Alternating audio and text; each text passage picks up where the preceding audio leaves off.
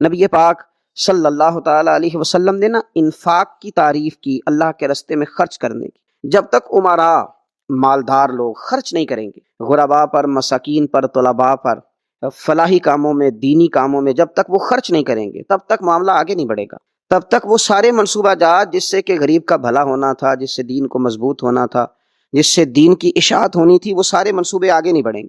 اس لیے نبی کریم صلی اللہ تعالی علیہ وآلہ وسلم نے ارشاد فرمایا کہ تم خرچ کرو تاکہ تم پر خرچ کیا جائے، تم اللہ کے راستے میں دو تاکہ رب تمہیں دے، دو اس کے راستے میں وہ تمہیں عطا کرے اپنے فضل و کرم کے ساتھ۔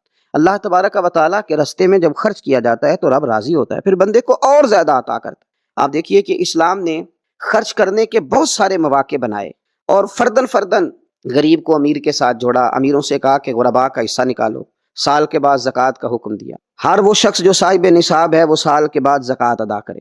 رمضان المبارک آیا تو صدقہ فطر کو رکھا گیا تاکہ جو غرباء ہیں، مساکین ہیں، وہ بھی عید کی خوشیوں میں امیر مسلمانوں کے ساتھ شامل ہوں۔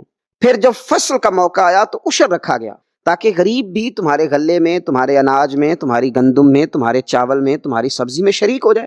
ہر موقع پر ان کو یاد رکھنا، ان کو ساتھ ملانا۔ قربانی رکھ دی گئی، اور قربانی بھی جب رکھی گئی تو امیر پر رکھی گئی۔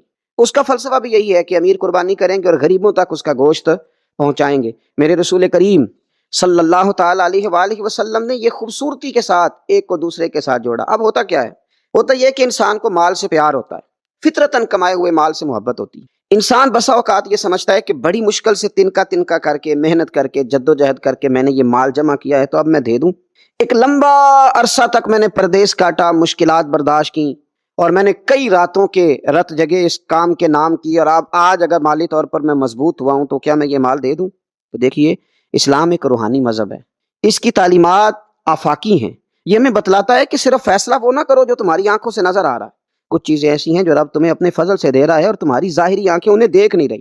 نبی پاک صلی اللہ تعالی علیہ وسلم نے ارشاد فرمایا، یہ حدیث مبارکہ صحیح مسلم میں موجود ہے۔ حضرت ابو ہریرہ رضی اللہ تعالیٰ عنہ فرماتے ہیں، دیکھیے حضور صلی اللہ تعالیٰ علیہ وسلم نہ بات کر کے مختصر جملوں میں کیسے آگے بڑھتے ہیں۔ کریم ابو فرمانے لگے، یاد رکھنا صدقہ دینے سے مال کم نہیں ہوتا۔ اللہ اکبر!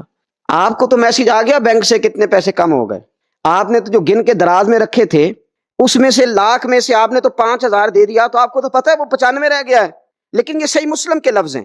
حضور فرماتے ہیں صدقہ دینے سے مال کم نہیں ہوتا۔ کائنات کے سب سے سچے، کھرے، صادق اور امین محبوب علیہ الصلوۃ والسلام نے فرمایا کہ صدقہ دینے سے مال کم نہیں ہوتا۔